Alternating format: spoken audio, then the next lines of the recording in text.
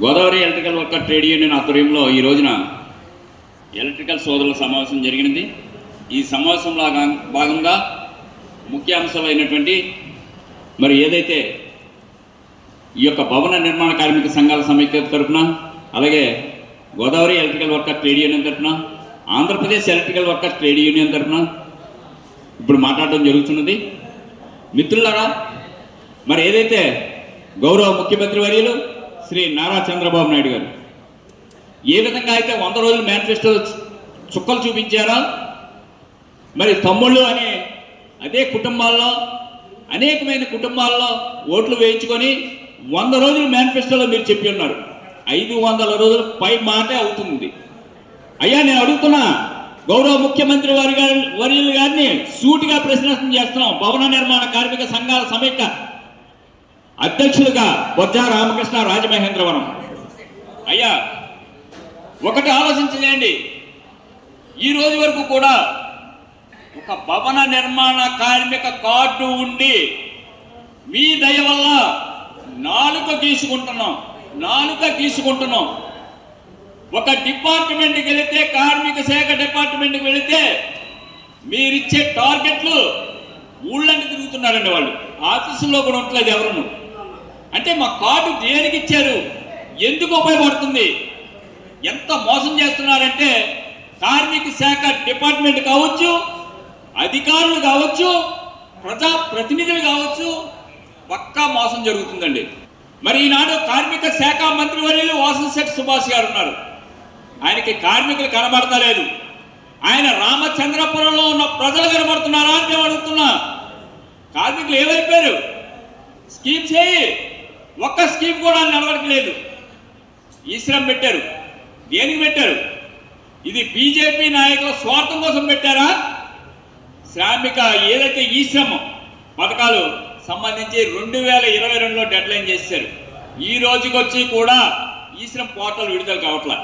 3 సంవత్సరాలైంది. ఎంతమంది చనిపోయారు కార్మికులు? ఒక్కరికైనా విసులుబాటు చేశారా మీరు?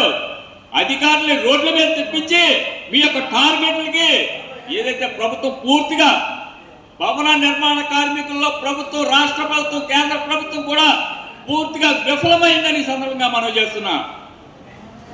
ఎన్నోసార్లు ఆలోచన చేయమని చెప్పాం, ఎన్నోసార్లు మా వేదనలు విన్నాం, ఎన్నోసార్లు మా వేదనలు మీ దగ్గర పెట్టాం.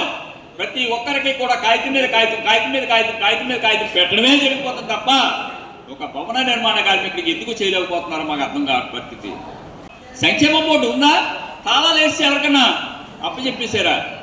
ఎందుకు చేయలేకపోతున్నారు? సంక్షేమ బోర్డు చైర్మన్ 5 నెలలకి మొన్న ప్రమాణ స్వీకారం చేశారు. వలవల మల్లికార్జున బాబీ గారు తాలేపల్లిగూడెం, విజయవాడ అట్టహాసంగా చేశారు. ఏదండి, 10 రోజులైంది, ఇంకా కాగితాలు తిరిగేస్తూనే ఉన్నారు. ఈ రోజు చూడండి, తెలంగాణ ప్రభుత్వం కార్మికులకు ఒక గైడ్లైన్స్ ఇచ్చింది. ఇది ప్రశ్న వచ్చింది. ఇది పూటకం కాదండి, ఇది డైరెక్ట్గా ఏదైతే తెలంగాణ ముఖ్యమంత్రి వర్యులు రేవంత్ రెడ్డి గారు సాహసోపేతమైన నిర్ణయం చేశారు. కార్మికులపై మ్యారేజ్కి 30,000, డెలివరీకి 30,000, యాక్సిడెంట్ అయినచ్చో 2 లక్షల, యాక్సిడెంట్ సహజ మరణానికి 2 లక్షల రూపాయలు, యాక్సిడెంట్ అయినచ్చో 10 లక్షలు, అవయవాలు కోల్పోతే మరి 4 లక్షలు. ఇవన్నీ కూడా వారు తీర్మానం చేసి డైరెక్ట్గా ఎక్స్గ్రేషియా పెంపు అని పెంచి ఉన్నారే. అది ఆంధ్రప్రదేశ్లో ఎంతసేపు కూడా అప్పులే. ఒక అమరావతి చూస్తే మీరు అప్పులు తెస్తున్నారే, ఒక పోలవరం ప్రాజెక్ట్ చూస్తే అప్పులు తెస్తున్నారే. దీనికి ఎవరు పనిచేస్తున్నారు? భవన నిర్మాణ కార్మికుడు పనిచేస్తున్నాడు. ఈ కార్మికుడు లేకపోతే ప్రభుత్వాలు నిట్టనిలుగా కూలిపోతాయి. ఆంధ్రప్రదేశ్లో ప్రతి కార్మికుడు కూడా మీ వెన్నంట ఉండి, ఆ కుటుంబ సభ్యులందరూ కూడా మీ వెన్నంట ఉండి మీకు ఓట్లేసి గెలిపించినందుకు సరైన గుణపాఠం చెబుతున్నారు. ఎప్పటికైనా ఆలోచన చేయండి ముఖ్యమంత్రి గారు, అలాగే ఉప ముఖ్యమంత్రి గారు పవన్ కళ్యాణ్ గారు. మీరు ఏదైతే రాజమహేంద్రవరం వచ్చి ఒక ప్రొఫార్మ్ ఇమ్మన్నారు, ఇప్పటికి వచ్చి అతి గతి లేదు. ఆ ప్రొఫార్మ్ ఎక్కడ పోయిందండి? ₹1 కోటి అన్నారు, ఏమైంది? సంక్షేమ బోర్డు ఏమైందండి?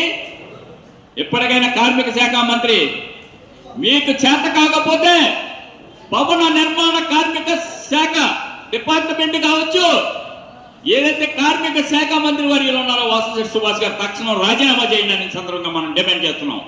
ఇప్పటికైనా ఆలోచన చేయండి.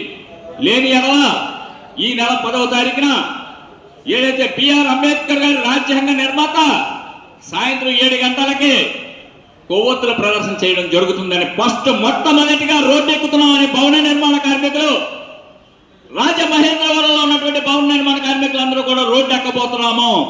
బిఆర్ అంబేద్కర్ రాజ్యాంగ నిర్మాత వారి ఆశీస్సులు తీసుకొని అక్కడి నుంచి ప్రయాణం మొదలవుతుంది. ఈ ప్రభుత్వం ఖచ్చితంగా సంక్షేమ బోర్డు నిధులు విడుదల చేయాలి. సంక్షేమ బోర్డులో ఉన్నటువంటి భవన నిర్మాణ కార్మికులందరికీ కూడా ఏ అయితే సబ్జెక్టులు ఉన్నాయో అవన్నీ కూడా సక్రమంగా ఇచ్చేయాలి.